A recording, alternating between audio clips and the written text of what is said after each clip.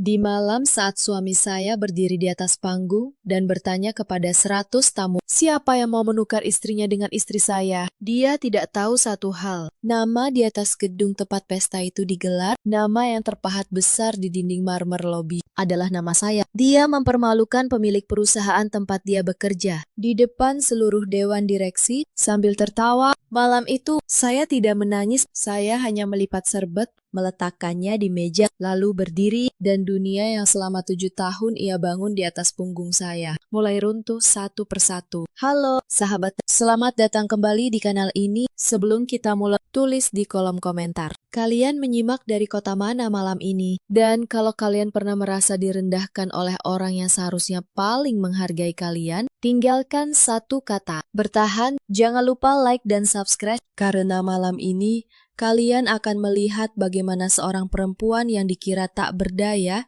justru memegang seluruh kunci, dan bagaimana keadilan datang dengan sangat tenang tanpa perlu berteriak. Mari kita mulai. Nama saya Renata Wijaya. Usia saya 34 tahun. Saya bekerja sebagai auditor internal di sebuah perusahaan konstruksi bernama Graha Bumi Nusantara. Itu yang tertulis di kartu nama saya. Itu yang semua orang tahu. Yang tidak mereka tahu, saya bukan sekadar auditor. Sudah 7 tahun saya memilih diam. Saya memilih memakai kemeja polos, sepatu datar, dan tas yang sama setiap hari. Saya memilih menjadi bayangan. Karena kadang cara terbaik untuk melihat siapa manusia sebenarnya adalah dengan membuat mereka lupa bahwa kita sedang melihat. Suami saya bernama Damar Prasetyo, usianya 38. Ia manajer proyek di perusahaan yang sama. Kami menikah 7 tahun lalu, saat ia masih pegawai biasa dengan gaji pas-pasan dan sepatu yang solnya sudah menganga. Waktu itu ia lembut, ia menggenggam tangan saya di angkot dan berkata, suatu hari nanti ia akan membelikan saya rumah. Saya percaya bukan pada rumahnya, pada matanya. Saya menyayanginya dengan cara yang paling sunyi. Saya bangun pukul 4 pagi menyiapkan sarapan. Saya menyetrika kemejanya sampai licin. Saya mendengarkan keluh kesahnya tentang atasannya, tentang proyek, tentang mimpinya naik jabatan. Dan pelan-pelan saya melihat lelaki yang saya cintai berubah menjadi orang asing, bukan dalam semalam. Perubahan tidak pernah datang dalam semalam. Ia datang seperti karat, diam-diam, sedikit demi sedikit, sampai suatu pagi kita menyentuh besi itu dan ia sudah rapuh di tangan kita. Semuanya bermula 3 tahun lalu, ketika Damar dipindahkan ke divisi proyek besar. Gajinya naik, lingkarannya berubah, dan ia mulai malu pada saya. Awalnya hal-hal kecil, ia berhenti menggenggam tangan saya di tempat umum. Ia mulai mengoreksi cara saya berpakaian. Baju saya terlalu kampungan, katanya. Cara saya bicara terlalu pelan, katanya. Saya membuatnya terlihat rendah di depan rekan-rekannya. Saya mengangguk. Saya memperbaiki. Saya membeli baju baru yang lebih rapi. Bukan karena saya takut,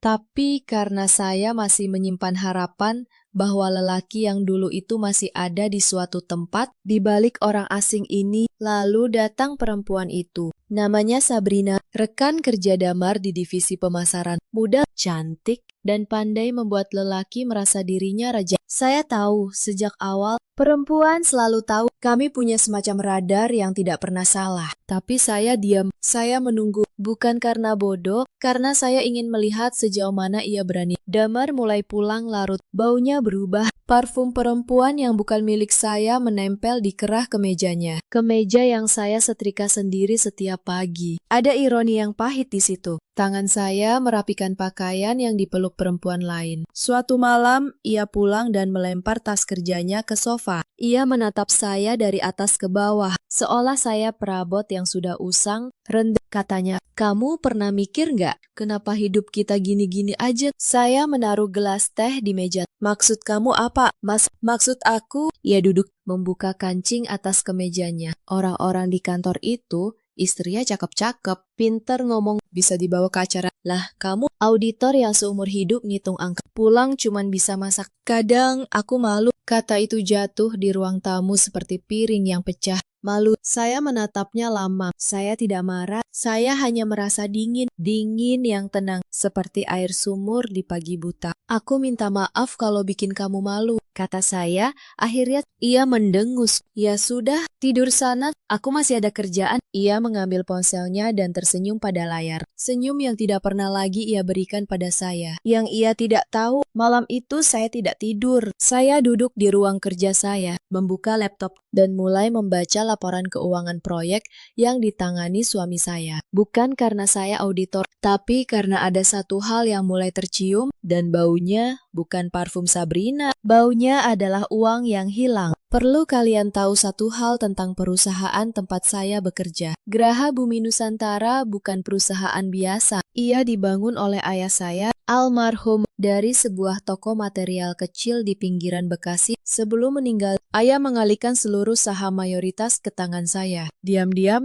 melalui sebuah perusahaan induk yang namanya tidak pernah muncul di berita. Ayah berpesan satu hal, nak, jangan pernah umumkan siapa kamu sebelum kamu tahu siapa mereka. Kekuasaan yang diumumkan hanya mengundang penjilat. Kekuasaan yang disembunyikan mengundang kebenaran. Ayah saya bukan orang kaya sejak lahir. Ia memulai dari sebuah toko material kecil, menjual pasir dan semen dengan tangan yang selalu kasar oleh debu. Ia membangun Geraha Bumi Nusantara batu demi batu selama 30 tahun dengan kejujuran yang hampir keras kepala. Ia sering berkata, sebuah bangunan yang fondasinya busuk akan runtuh secantik apapun catnya. Dan menurut ayah, perusahaan sama seperti bangunan. Fondasinya adalah orang-orang di dalamnya. Itulah sebabnya sebelum ia meninggal karena kanker, ia meminta saya melakukan sesuatu yang aneh. Ia meminta saya masuk ke perusahaan sendiri sebagai orang biasa, bukan sebagai pewaris. Lihat mereka saat mereka pikir tidak ada yang melihat, katanya dari ranjang rumah sakitnya. Tangannya yang kurus menggenggam tangan saya. Baru kamu akan tahu siapa yang layak kamu percaya untuk menjaga apa yang ayah bangun. Saya berjanji pada ayah dan saya menepatinya. Bahkan ketika janji itu berarti saya harus menyaksikan suami saya sendiri membusuk dari dalam. Tanpa ia sadari, saya sedang melihat, maka saya menyembunyikannya. Saya masuk ke perusahaan saya sendiri lewat pintu belakang. Sebagai auditor internal biasa, saya ingin melihat tanpa topeng siapa yang jujur dan siapa yang busuk. Dan saya menikahi Damar sebelum semua ini. Saat ia belum tahu apa-apa tentang saham, tentang perusahaan induk, tentang siapa ayah saya. Saya ingin dicintai sebagai Renata, bukan sebagai pemilik. Selama 7 tahun, Damar tidak pernah tahu bahwa gaji yang ia banggakan, meja yang ia duduki, gedung tempat ia merasa jadi raja, semuanya berdiri di atas nama saya. Dan sekarang, di layar laptop saya, angka-angka mulai bercerita. Ada dana proyek pembangunan apartemen di kawasan Cineret, nilainya 12 miliar rupiah. Tapi laporan realisasinya janggal. Ada pembayaran ke perusahaan subkontraktor yang alamatnya fiktif. Sebuah ruko kosong di Depok, saya mengeceknya sendiri keesokan harinya. Pura-pura tersesat. Perusahaan subkontraktor itu bernama CV Sinar Abadi dan direktur di aktanya tertulis nama Sabrina Larasati. Perempuan yang parfumnya menempel di kerah kemeja suami saya ternyata juga menempel di rekening perusahaan saya. Damar mengalihkan dana proyek ke perusahaan cangkang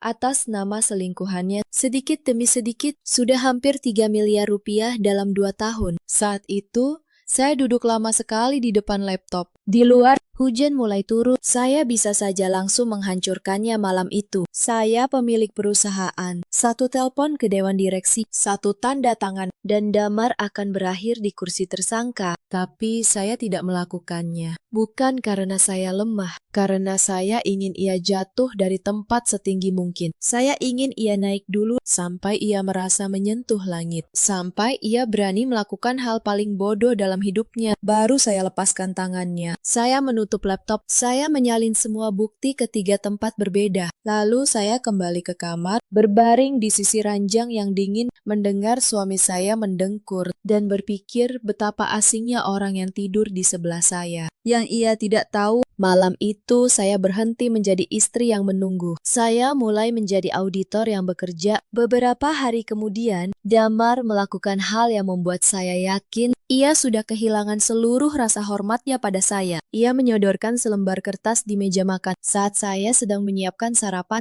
tanda tangan di sini, katanya. Menyeruput kopinya, tidak repot-repot menatap saya. Saya mengeringkan tangan, mengambil kertas itu. Sebuah surat kuasa, isinya saya memberikan kuasa penuh kepada Damar untuk mengelola dan menjual seluruh aset atas nama kami berdua, termasuk rumah yang saya bayar sendiri. Ini untuk apa, Mas? Tanya saya, tenang. Urusan investasi, jawabnya cepat. Kamu gak akan ngerti. Sudah, tanda tangan saja. Kamu percaya sama suamimu? Kan percaya sama suamimu. Kata itu hampir membuat saya tertawa. Lelaki yang mengalihkan 3 miliar rupiah ke rekening selingkuhannya meminta saya mempercayainya. Saya menatap kertas itu. Saya tahu persis apa yang sedang ia lakukan. Ia sedang bersiap. Mungkin ia mulai merasa tidak aman. Mungkin ia ingin memindahkan semua aset ke tangannya sebelum menceraikan saya, agar saya keluar dari pernikahan ini tanpa membawa apapun. Saya meletakkan kertas itu kembali di meja. Aku baca dulu ya,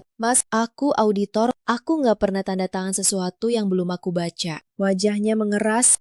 Jangan sok pinter. Ini cuma formalitas. Kalau cuma formalitas, kata saya, tersenyum tipis. Berarti nggak buru-buru, kan? Aku baca dulu. Ia menggebrak meja, menyambar kertas itu, dan pergi dengan wajah merah. Dasar perempuan keras kepala. Pantas gak ada kemajuan. Saya melanjutkan menggoreng telur. Tenang, seolah tidak terjadi apa-apa. Tapi di dalam saya mencatat satu hal penting. Damar mulai panik. Dan orang yang panik selalu membuat kesalahan. Saya tidak akan pernah menandatangani surat itu, bukan karena saya curiga, tapi karena saya tahu satu-satunya aset yang benar-benar ingin ia kuasai adalah aset yang bahkan tidak ia tahu keberadaannya. Perusahaan tempat ia bekerja, perusahaan yang berdiri di atas nama saya. Malam itu, saya menemui seseorang lagi, bukan notaris, melainkan seorang penyelidik swasta bernama Pak Gunawan, mantan polisi yang biasa membantu tim audit saya. Saya memintanya menelusuri CV Sinar Abadi lebih dalam. Seminggu kemudian, ia datang membawa map coklat, isinya membuat saya terdiam. Ternyata perusahaan cangkang itu bukan satu-satunya. Ada dua lagi. Damar dan Sabrina sudah menggarong perusahaan lebih besar dari yang saya kira. Total dana yang mereka alihkan bukan 3 miliar, melainkan hampir 5 miliar rupiah. Dan yang lebih mengejutkan, sebagian uang itu digunakan untuk membeli sebuah apartemen mewah di kawasan Kemang atas nama Sabrina. Tempat mereka bertemu diam-diam, saya menutup map itu. Di luar jendela,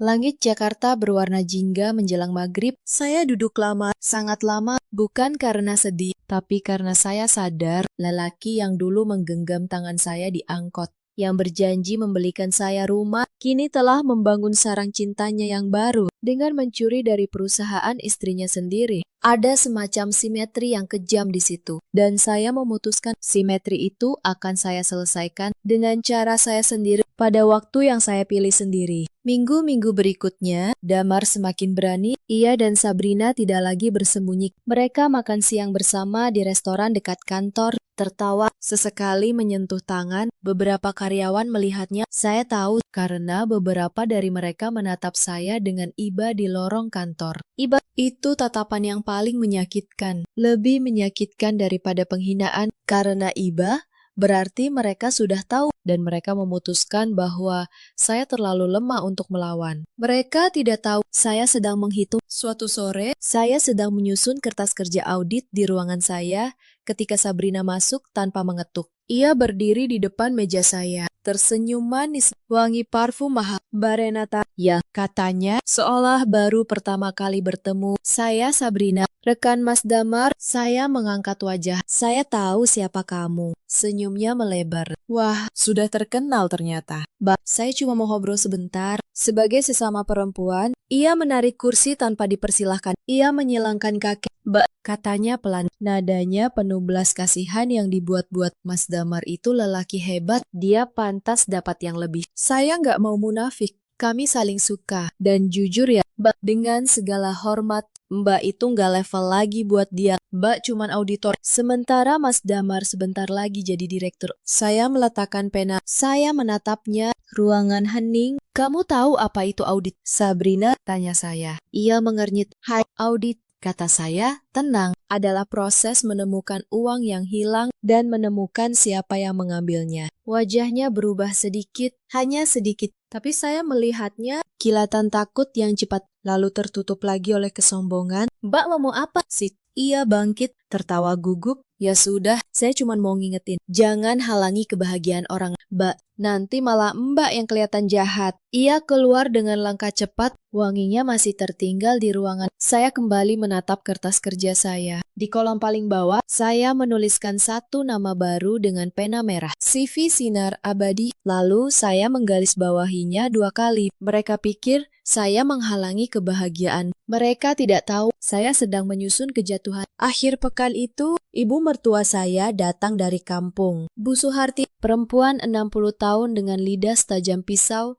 dan hati sekeras batu. Ia tidak pernah menyukai saya. Bagi dia, saya hanya perempuan yatim tanpa keluarga terpandang yang beruntung bisa menikahi anaknya. Ia masuk ke rumah saya, rumah yang cicilannya saya bayar dari gaji saya, dan langsung mengomel, "Rumah kok berantakan begini? Menantu macam apa kamu, Renata? Suami kerja keras, kamu malah nggak becus ngurus rumah." Saya baru saja pulang lembur pukul 11 malam. Tapi saya diam. Saya membuatkan teh untuknya. Ia menyeruput teh itu, lalu meletakkannya keras-keras. "Ren, ibu mau ngomong serius. Damar itu sekarang orang penting. Sebentar lagi jadi direktur. Dia butuh istri yang bisa mengimbangi kamu ini." "Ya, apa adanya." Ibu dengar dari Damar, di kantornya ada perempuan yang lebih cocok buat dia. Saya menaruh cangkir. Ibu menyuruh saya menyerahkan suami saya pada perempuan lain. Ibu cuma realistis, katanya, menyibaskan tangan. "Kalau kamu tahu diri, kamu mundur baik-baik. Nanti ibu kasih pesangon. Berapa kamu mau? 50 juta? Anggap saja ganti rugi 7 tahun. 50 juta untuk menukar 7 tahun hidup saya. Ditawarkan oleh ibu dari lelaki yang saya beri segalanya. Di dalam rumah yang saya bayar sendiri, saya menatap Bu Suharti lama. Lalu saya tersenyum kecil. "Ibu tahu, Bu, harga sebuah harga diri itu berapa?" Ia mengernyit. "Apa maksudmu?" "Tidak ada," kata saya, berdiri, "karena harga diri tidak dijual, Bu. Bahkan tidak dengan 50 juta atau 50 miliar. Ia melotot, menuduh saya kurang ajar, durhaka pada mertua. Tapi saya sudah masuk ke kamar dan menutup pintu dengan pelan. Sangat pelan, karena orang yang tahu ia sedang menangga. Tidak perlu membanting pintu. Yang Bu Suharti tidak tahu, malam itu saya menambahkan satu nama lagi dalam catatan saya. Bukan sebagai target, tapi sebagai saksi betapa jauh keluarga ini bersedia merendahkan saya demi ambisi mereka. Keesokan harinya di kantor, sesuatu terjadi yang membuat darah saya dingin. Bukan panas, dingin. Saya sedang menyerahkan laporan audit di ruang rapat divisi ketika Damar masuk bersama Sabrina dan beberapa manajer lain. Ia melihat saya dan alih-alih menyapa, ia berkata pada rekan-rekannya dengan suara yang cukup keras agar saya dengar. "Oh, itu auditor kita. Rajin, tapi ya gitu deh. Untung cuman ngurus angka. Kalau ngurus hal penting bisa berabe." Beberapa manajer tertawa. Sabrina menutup mulutnya, pura-pura menahan tawa. Dan yang paling menyakitkan, Pak Hendra, kepala divisi yang dulu sangat dihormati ayah saya, hanya menunduk menatap dokumennya. Ia tahu itu tidak pantas, semua orang di ruangan itu tahu, tapi tidak ada yang berkata apa-apa. Karena Damar calon direktur dan saya hanya auditor, saya meletakkan laporan itu di meja dengan tenang. "Laporan audit triwulan sudah selesai, Pak," kata saya pada Pak Hendra, suara saya rata. "Ada beberapa temuan yang saya rasa perlu perhatian khusus dari manajemen, terutama di divisi proyek." Damar mendengus. "Temuan apa?" Auditor selalu cari-cari masalah biar kelihatan kerja. Saya menatapnya. Hanya sebentar. Kadang masalah memang ada, Pak. Cuma belum semua orang siap melihatnya. Saya keluar dari ruangan itu dengan punggung tegak. Di belakang saya dengar mereka kembali tertawa. Mengira saya sudah kalah. Mengira kata-kata saya hanya gertakan auditor kecil yang cari perhatian. Mereka tidak tahu kalimat terakhir saya bukan gertakan, itu peringatan. Peringatan terakhir yang tidak akan pernah mereka mengerti, sampai semuanya terlambat. Malam itu, Damar pulang dengan wajah berseri. Ia bahkan membawakan saya sekotak martabak, hal yang sudah lama tidak ia lakukan. Saya curiga, dan kecurigaan saya benar. Reng, katanya sambil melepas sepatu. Aku punya kabar baik. Bulan depan ada malam penghargaan tahunan perusahaan. Dan aku dapat bocoran. Aku bakal dipromosikan jadi direktur proyek. Di depan semua orang, di depan bos besar, saya menaruh martabak di meja. Bos besar? Iya, pemilik perusahaan. Kamu tahu kan, selama ini pemiliknya nggak pernah nampak. Misterius banget.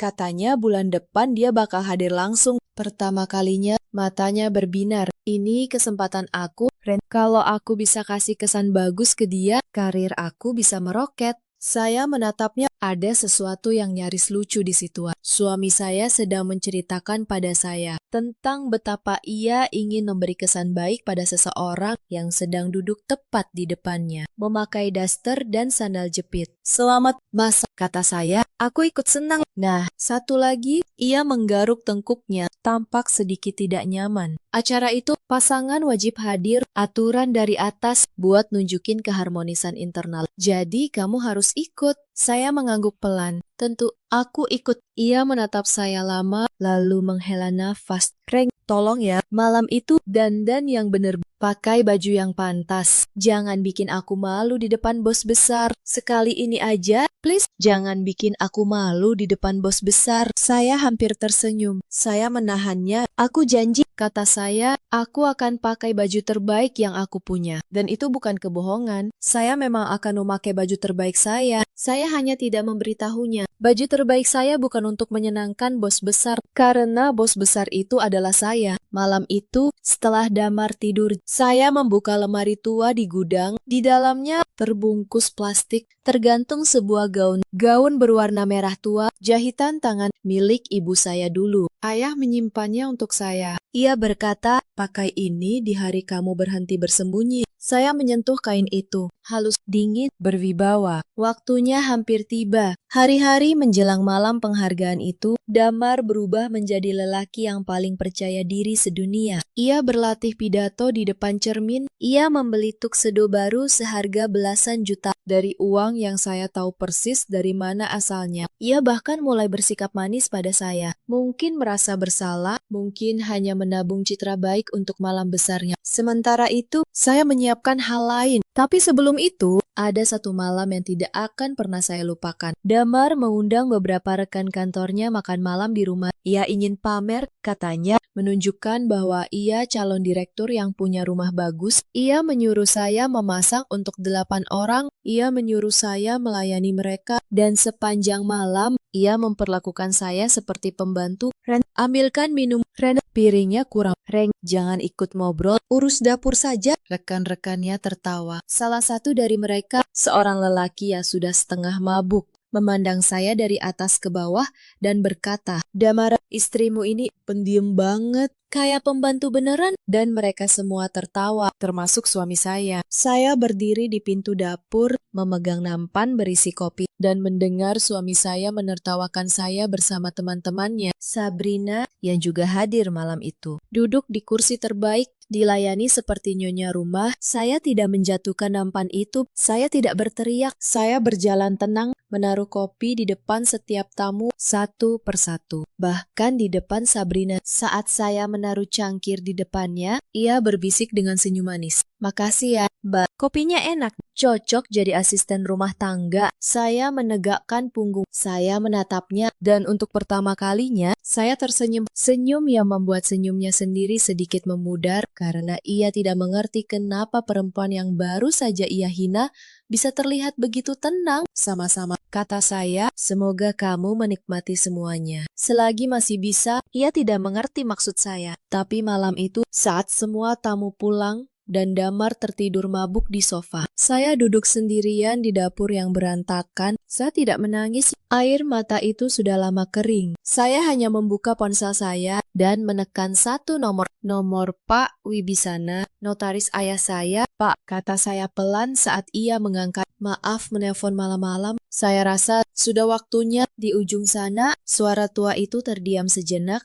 Lalu ia berkata, baik, nak, ayahmu selalu bilang, Kamu akan tahu kapan waktunya tiba. Kita bertemu besok. Saya menutup telepon. Saya menatap dapur yang berantakan itu, lalu ke arah suami saya yang mendengkur di sofa. Dan untuk pertama kalinya dalam 3 tahun, saya merasa ringan karena keesokan harinya saya akan berhenti bersembunyi. Saya menghubungi Pak Wibisana, notaris kepercayaan ayah saya, lelaki tua yang sudah mengurus surat-surat keluarga kami selama 30 tahun. Kami bertemu diam-diam di sebuah kafe di Menteng. Renata, katanya, menatap saya di balik kacamata bacanya. Kamu yakin sudah waktunya? Sudah, Pak, kata saya sudah cukup melihat. Ia mengeluarkan map tebal berisi seluruh dokumen kepemilikan, saham mayoritas, akta perusahaan induk, surat wasiat ayah saya, semuanya atas nama saya, hitam di atas putih. Lalu, saya menyerahkan padanya sesuatu yang lain, sebuah flash disk. Di dalamnya, seluruh bukti penggelapan dana proyek Cinerek, aliran uang ke CV Sinar Abadi, akta perusahaan cangkang atas nama Sabrina, tanda tangan Damar di setiap dokumen persetujuan pembayaran. Astagfirullah, bisik Pak Wibi, sana setelah memeriksanya. Suamimu sendiri? Nak, suami saya sendiri, Pak, jawab saya tenang. Ia menatap saya dengan mata penuh iba dan hormat sekaligus. Kamu tidak menangis? Saya sudah menangis, Pak. 3 tahun lalu, air mata itu sudah habis. Yang tersisa sekarang cuma kejelasan. Ia menghela napas panjang. Kamu mirip ayahmu, dingin di luar, tapi adil sampai ke tulang. Kami menyusun rencana pada malam penghargaan ketika seluruh dewan direksi berkumpul. Ketika Damar naik ke panggung untuk menerima promosinya, pemilik perusahaan akan hadir untuk pertama kalinya dan pemilik itu akan membawa satu presentasi, bukan tentang laba tahunan, tapi tentang uang yang hilang. Saya pulang malam itu dengan hati yang aneh, bukan gembira, bukan pula sedih. Semacam ketenangan yang dalam, seperti permukaan danau sebelum fajar. Di rumah, Damar sedang menonton televisi. Ia menoleh, dari mana? Ren, malam-malam lembur, Mas, kata saya. Audit akhir tahun, banyak yang harus diselesaikan sebelum acara. Ia mengangguk, kembali menatap layar. Ya sudah, istirahat sana. Saya berdiri di ambang pintu, menatap punggung lelaki yang pernah saya cintai lebih dari nyawa saya sendiri. Untuk sesaat, hanya sesaat, ada rasa nyeri yang tajam menusuk dada saya. Karena mencintai seseorang selama 7 tahun, tidak bisa dihapus dalam sekejap. Bahkan ketika orang itu sudah tidak ada lagi, kita masih merindukan hantunya. Tapi kemudian saya teringat kata malu. Saya teringat parfum Sabrina di kerah kemeja. Saya teringat 3 miliar rupiah yang mengalir ke ruko kosong di Depok. Dan nyeri itu berubah menjadi tekad. Saya masuk kamar, saya membuka lemari. Saya menatap gaun merah tua milik ibu saya sekali lagi. 3 hari lagi, malam penghargaan itu digelar di ballroom sebuah hotel bintang 5 di kawasan Sudirman. Lampu-lampu kristal menggantung seperti air terjun beku, meja-meja panjang berhias bunga lili putih, ratusan tamu berpakaian mewah berbaur, tertawa, berbisik. Aroma parfum mahal dan sampahnya memenuhi udara. Damar datang lebih dulu, dengan tuksedonya yang licin dan senyum yang tak pernah lepas dari wajahnya. Ia berkeliling menyapa rekan-rekannya, menjabat tangan para petinggi, memoles citranya untuk malam besar. Dan di sisinya, tentu saja, ada Sabrina, mengenakan gaun ketat berwarna emas, menempel di lengan suami saya, seolah dialah nyonya rumah. Mereka berdua tampak seperti pasangan. Beberapa tamu menatap heran, karena semua tahu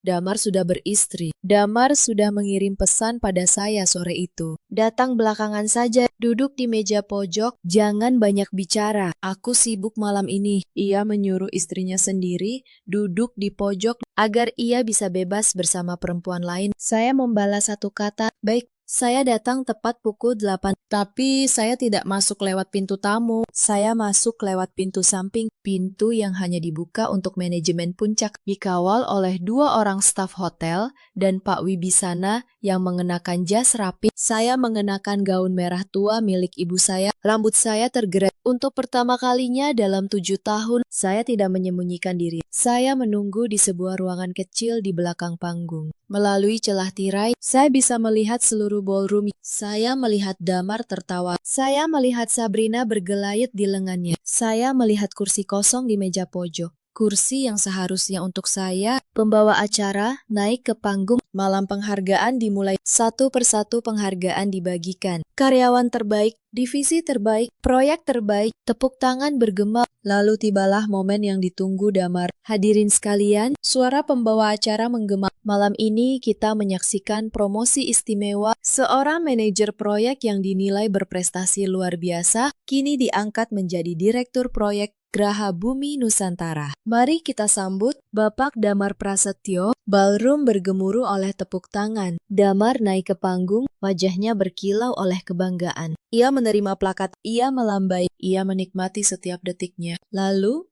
ia meraih mikrofon dan disinilah di puncak kesombongannya. Ia melakukan hal paling bodoh dalam hidupnya. Terima kasih semuanya, katanya tertawa kecil. Matanya sedikit berkaca oleh alkohol. Malam ini adalah malam terbaik dalam hidup saya. Dan saya ingin jujur pada kalian semua, sebagai keluarga besar Graha Bumi. Ia menatap ke arah Sabrina di barisan depan. Ia tersenyum. Banyak yang bilang, di balik lelaki sukses ada perempuan hebat. Nah, saya setuju. Tapi kadang, perempuan yang menemani kita di awal bukan perempuan yang pantas menemani kita di puncak. Beberapa tamu tertawa canggung. Beberapa mulai berbisik. Saya berdiri di balik tirai, menatap, tidak bergerak istri saya. Damar melanjutkan, suaranya makin lantang, makin sombong. Perempuan baik, rajin, tapi ya gitu-gitu aja. Auditor ngitung angka seumur hidup. Gak ada kemajuan. Kadang saya mikir, ada nggak ya yang mau tukar istri sama saya? Serius, saya sudah bosan. Ballroom hening seketika. Ratusan wajah membeku. Ada yang menutup mulut. Ada yang menunduk malu. Malu untuk perempuan yang bahkan tidak mereka lihat. Damar tertawa sendiri, menikmati keheningan yang ia kira kekaguman. Sabrina di barisan depan tersenyum penuh kemenangan. Dan di antara ratusan orang yang diam itu, tidak ada satupun yang berdiri membela saya. Tidak ada para petinggi yang menghormati almarhum ayah saya, para karyawan yang setiap hari saya sapa di lorong. Semua diam karena mereka pikir saya hanyalah auditor kecil yang tidak layak dibela. Itulah yang paling menyakitkan. Bukan kata-kata Damar, tapi keheningan 100 orang. Saya menghitung dalam hati. 1, 2, 3. Lalu saya melangkah keluar dari balik tirai. Lampu sorot menangkap gaun merah tua saya. Suara hak sepatu saya menggema di lantai marmer yang senyap. 1 langkah, 2 langkah. Seluruh kepala di ruangan itu menoleh ke arah saya. Damar di atas panggung mengernyit. Ia belum mengenali saya. Dalam gaun ini, dengan rambut tergerai, dengan wibawa yang selama ini saya sembunyikan, saya bukan lagi perempuan berdaster yang ia hina. Pembawa acara tampak bingung, lalu seseorang dari sisi panggung membisikkan sesuatu di telinganya. Wajahnya berubah pucat. Ia meraih mikrofon dengan tangan gemetar. Hadirin sekalian, suaranya bergetar. Izinkan saya memperkenalkan untuk pertama kalinya di hadapan kita semua, pemilik tunggal dan pemegang saham mayoritas Graha Bumi Nusantara, Ibu Renata Wijaya. Ballroom itu meledak, bukan oleh tepuk tangan, oleh keterkejutan. Bisikan menjalar seperti api, gelas-gelas berhenti di udara. Saya melihat wajah Damar di atas panggung. Saya melihat warna terkuras dari wajahnya, tetes demi tetes, seperti air yang bocor dari gelas retak. Mikrofon nyaris terlepas dari tangannya. Saya berjalan menaiki panggung. Perlahan, tenang, saya berdiri tepat di sampingnya. Lelaki yang beberapa detik lalu menawarkan saya seperti barang bekas kepada 100 orang. Saya mengambil mikrofon dari tangannya yang lunglai. Selamat malam, kata saya. Suara saya tidak bergetar. Nama saya Renata Wijaya. Dan ya, saya adalah perempuan yang barusan ditawarkan suami saya untuk ditukar di depan kalian semua. Keheningan, tidak ada yang berani bernapas. Saya menoleh pada Damar. Kamu bertanya, adakah yang mau menukar istrimu? Sayang sekali, Mas. Yang perlu ditukar bukan istrimu, tapi jabatanmu. Saya menekan sebuah tombol di remote kecil yang saya pegang. Layar besar di belakang panggung, yang tadinya menampilkan logo perusahaan, berganti. Angka-angka muncul, diagram aliran dana, nama CV Sinar Abadi, Atuko kosong di Depok, dan 3 miliar rupiah yang mengalir keluar dari kas proyek Cinere. Wajah Damar berubah dari pucat menjadi abu-abu. Proyek pembangunan apartemen Cinere, kata saya, suara saya jernih memenuhi ballroom. Nilai kontrak 12 miliar. Namun sebagai auditor internal, saya menemukan bahwa 3 miliar diantaranya dialihkan ke sebuah perusahaan subkontraktor fiktif. Perusahaan yang tidak pernah mengerjakan apapun, perusahaan cangkang. Saya menekan tombol lagi, layar berganti ke sebuah akta. Direktur perusahaan cangkang itu bernama Sabrina Larasati. Seluruh kepala menoleh ke barisan depan. Sabrina berdiri kaku, wajahnya kehilangan seluruh kesombongannya. Bibirnya bergetar, tapi tidak ada kata yang keluar. Dan yang menandatangani setiap dokumen persetujuan pembayaran, saya menekan tombol terakhir, dan sebuah tanda tangan muncul besar di layar adalah manajer proyek yang malam ini kalian promosikan menjadi direktur. Bapak Damar Prasetyo. Ballroom itu pecah. Suara berbisik berubah menjadi gemuruh. Para anggota Dewan Direksi berdiri dari kursi mereka. Wajah mereka merah oleh amarah. Mereka menatap Damar dengan pandangan penuh kebencian dan jijik. Damar terhuyung. Ia meraih lengan saya. Renata, dengar dulu. Ini bisa dijelaskan. Saya melepaskan tangannya dengan tenang. Kamu punya waktu 7 tahun untuk menjelaskan siapa dirimu. Dan kamu sudah menjelaskannya dengan sangat jelas. Malam ini, ia jatuh berlutut di atas panggung. Lelaki yang beberapa menit lalu berdiri di puncak dunia, kini bersujud di kaki perempuan yang ia hina. Tolong, ia terisak, jangan hancurkan aku. Aku hilang. Aku salah. Aku minta maaf. Saya menatapnya. Dan disinilah, sahabat, saya menghadapi ujian yang sesungguhnya. Karena saya bisa saja menghancurkannya sepenuhnya. Saya bisa saja menghina balik, membuatnya merangkak, menawarkan dia untuk ditukar di depan 100 orang, seperti yang ia lakukan pada saya. Saya punya semua kuasa untuk itu. Tapi saya menatap lelaki yang berlutut itu. Dan saya sadar satu hal. Kalau saya membalasnya dengan cara yang sama, saya hanya akan menjadi versi lain dari dirinya. Dan saya lebih menghargai diri saya dari itu. Saya membungkuk sedikit agar hanya ia yang mendengar. Saya tidak akan menghancurkanmu. Damar, bisik saya. Kamu akan menghancurkan dirimu sendiri. Kamu selalu begitu. Saya berdiri tegak kembali, mengangkat mikrofon. Hadirin sekalian, kata saya, maaf telah mengganggu malam kalian. 2 hal akan terjadi mulai besok pagi. Pertama, promosi ini dibatalkan dan seluruh kasus penggelapan dana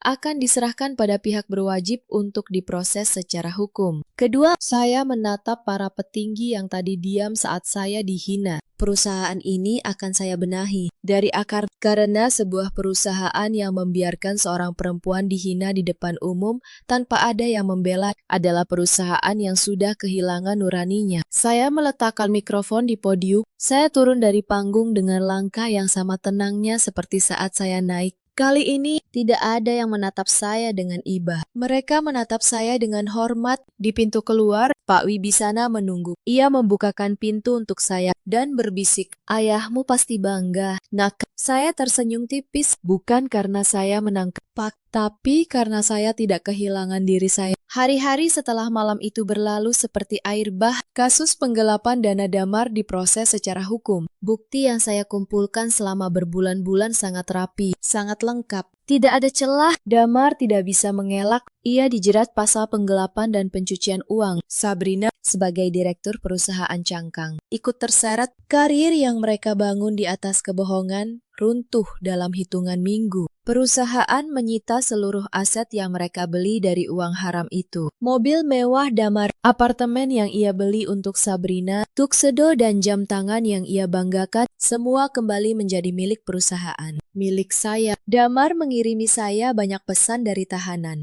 Mula-mula memohon, lalu menyalahkan, lalu memohon lagi. Saya membacanya satu persatu, lalu saya berhenti membalas. Bukan karena benci, karena tidak ada lagi yang perlu dikatakan. Kadang diam adalah bentuk perpisahan yang paling jujur. Sabrina, entah dari mana mendapat nomor saya, menelepon suatu malam. Ia menangis, ia bilang ia hanya korban. Ia bilang, Damar yang memaksanya, Ia memohon agar saya mencabut laporan. Saya mendengarkannya sampai selesai. Lalu saya berkata pelan, "Sabrina, kamu pernah bilang saya tidak level. Kamu benar, kita memang tidak selevel. Karena saya tidak pernah mencuri untuk merasa berharga, saya menutup telepon, saya tidak mengangkatnya lagi. Beberapa bulan kemudian, kehidupan saya berubah total. Saya berhenti bersembunyi. Saya duduk di kursi yang memang milik saya, memimpin perusahaan yang dibangun ayah saya dengan tangan sendiri. Saya membenahi sistem, saya memecat mereka yang busuk, saya menaikkan mereka yang jujur dan selama ini terabaikan. Salah satunya adalah Bu Marni, petugas kebersihan yang dulu. Di malam-malam saya lembur sendirian, selalu menyisakan sepiring nasi hangat untuk saya di pantry. Tanpa tahu siapa saya mengangkatnya menjadi kepala rumah tangga kantor dengan gaji yang layak.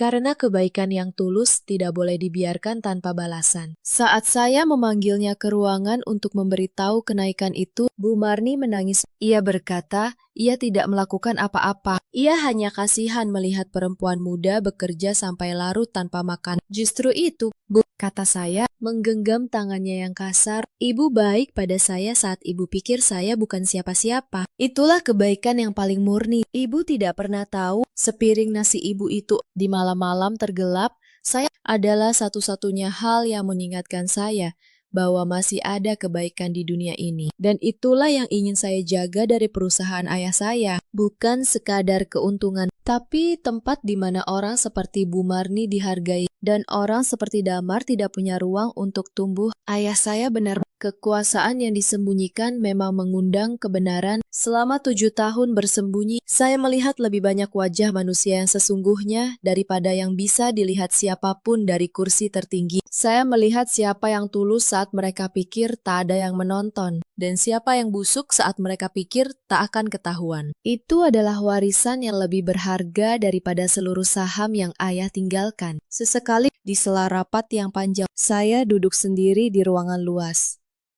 Saya menatap kota dari jendela lantai atas dan saya memikirkan Damar, bukan dengan benci, bukan pula dengan rindu, hanya dengan semacam kesedihan yang tenang. Kesedihan karena mengetahui bahwa seseorang bisa memiliki cinta yang tulus di tangannya dan memilih untuk melepaskannya demi kesombongan sesaat. Damar tidak kehilangan saya karena saya lebih kuat darinya. Ia kehilangan saya karena ia tidak pernah benar-benar melihat saya. Saya belajar sesuatu dari semua ini. Sahabat, saya belajar bahwa harga diri seorang perempuan bukan tentang membalas dendam. Bukan tentang membuat orang yang menyakiti kita menderita sehebat kita menderita. Harga diri adalah tentang berdiri tegak tanpa harus menjatuhkan siapapun dan berkata dengan tenang, "Saya tahu nilai saya dan tidak ada penghinaan kalian yang bisa mengubahnya." Keadilan datang bukan dari dendam. Keadilan datang dari keberanian untuk berhenti menerima yang salah dan dari kesabaran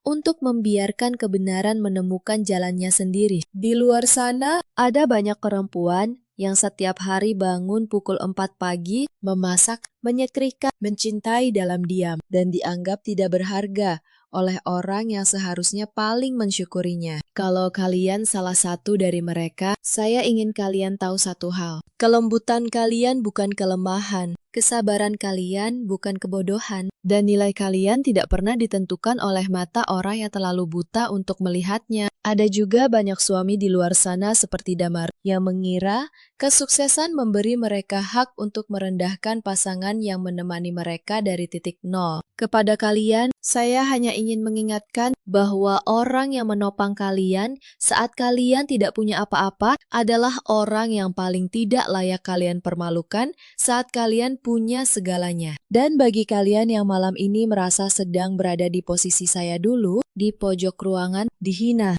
tidak dibela oleh siapapun, saya ingin berkata, bertahanlah bukan untuk menunggu balas dendam, tapi untuk menemukan kembali diri kalian. Karena suatu hari, saat kalian berhenti bersembunyi, dunia akan melihat siapa kalian sebenarnya. Dan pada hari itu, kalian tidak akan perlu berteriak untuk didengar. Permainan telah usai, dan perempuan yang mereka kira tak berdaya, akhirnya menemukan tempatnya yang sesungguhnya. Terima kasih sudah menemani saya sampai akhir. Kalau cerita ini menyentuh hati kalian, ceritakan di kolom komentar di posisi Renata apa yang akan kalian lakukan. Sampai jumpa di kisah berikutnya. Jaga diri kalian dan jangan pernah biarkan siapapun membuat kalian lupa akan nilai kalian sendiri. Makan saja sisa tulang itu. Perempuan miskin sepertimu memang hanya pantas makan dari lantai. Malam itu, di teras rumah mewah yang baru saja dibeli, ibu mertua saya melempar piring berisi sisa makan malam tepat ke kaki saya. Kuah dingin dan tulang ayam berserakan di lantai keramik. Di sebelahnya, suami saya hanya berdiri diam. Tangannya melingkar di pinggang seorang wanita muda bergaun merah. Mereka tertawa. Mereka pikir mereka baru saja membuang sampah dari rumah mereka. Tapi tawa itu tidak bertahan lama. 3 hari kemudian, di ruang rapat lantai tertinggi gedung tempat suami saya bekerja, mereka semua berlutut. Karena malam itu, mereka tidak sedang mengusir seorang istri miskin. Mereka sedang menendang orang yang menggenggam seluruh nasib mereka. Halo, sahabat pecinta cerita. Selamat datang kembali di kanal ini. Hari ini, saya akan menceritakan sebuah kisah tentang pengkhianatan, kesombongan, dan karma yang datang dengan sangat elegan. Siapkan posisi ternyaman kalian. Mari kita masuk ke dalam ceritanya. Nama saya Anindya Kusuma. Usia saya 32 tahun. Selama 3 tahun terakhir, di mata semua orang, saya hanyalah seorang ibu rumah tangga biasa. Istri yang tidak punya pekerjaan. Istri yang tidak punya penghasilan. Istri yang katanya hanya menjadi beban. Setiap pagi saya bangun paling awal. Saya menyapu, mengepel, mencuci, dan memasak untuk seisi rumah tanpa satupun asisten. Tangan saya kasar. Daster yang saya pakai sudah pudar warnanya. Rambut saya selalu saya ikat asal-asalan. Itulah yang mereka lihat.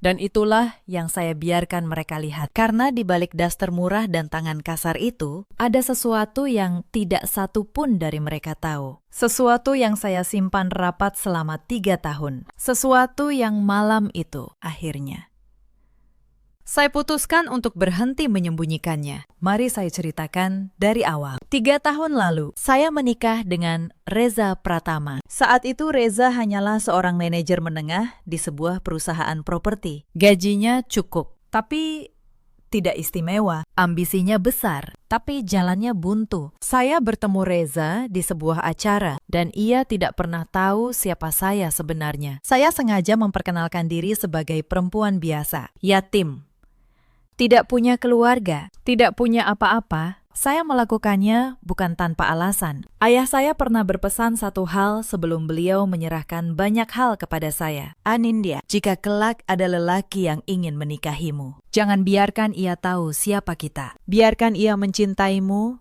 saat kau bukan siapa-siapa, karena hanya cinta seperti itu yang akan bertahan. Maka saya menuruti pesan itu. Saya menikah dengan Reza sebagai perempuan biasa. Saya ingin tahu, apakah ia mencintai saya atau hanya mencintai apa yang bisa saya berikan. Tahun pertama pernikahan kami sederhana, tapi hangat. Kami tinggal di rumah kontrakan kecil. Reza pulang kerja. Saya menyambutnya dengan masakan sederhana, ikan goreng, sayur asem, sambal terasi. Ia tersenyum, mencium kening saya, dan berkata bahwa ia tidak butuh apa-apa lagi. Saya percaya, saya benar-benar percaya. Tapi semua mulai berubah ketika ibu mertua saya, Bu Wandi, datang untuk tinggal bersama kami. Bu Wandi adalah perempuan yang mengukur manusia dari isi dompetnya. Sejak hari pertama, ia tidak pernah menyukai saya. Bagi beliau, saya tidak cukup baik untuk anaknya. Saya tidak punya keluarga terpandang. Saya tidak punya warisan.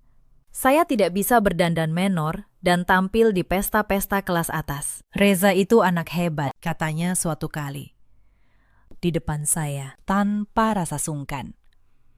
Dia pantas dapat istri dari keluarga kaya, bukan perempuan tanpa asal-usul seperti kamu. Saya hanya diam. Saya sudah terbiasa. Lalu datanglah hari yang mengubah segalanya. Perusahaan properti tempat Reza bekerja diambil alih oleh sebuah grup besar. Manajemen baru masuk. Dan entah bagaimana, dalam waktu singkat, karier Reza melesat. Dari manajer menengah, ia naik menjadi kepala divisi. Lalu, dalam hitungan bulan, namanya masuk dalam daftar calon direktur. Reza pulang malam itu dengan wajah berbinar. Amindia, katanya. Sebentar lagi, aku jadi direktur. Direktur. Kamu dengar, hidup kita akan berubah total. Saya tersenyum dan mengucapkan selamat. Tapi di dalam hati ada sesuatu yang terasa dingin. Karena saya tahu sesuatu yang Reza tidak tahu. Saya tahu persis grup mana yang baru saja mengambil alih perusahaannya. Sejak Reza naik jabatan, ia berubah. Pulangnya makin malam, bicaranya makin tinggi. Tatapannya kepada saya berubah, seolah saya adalah noda di kehidupan barunya yang berkilau. Kamu ini tidak pernah berkembang, Anindya, katanya suatu malam, sambil melonggarkan dasinya. Aku sekarang bergaul dengan orang-orang penting, dan kamu masih saja jadi perempuan dapur. Memalukan kalau aku bawa kamu ke acara kantor.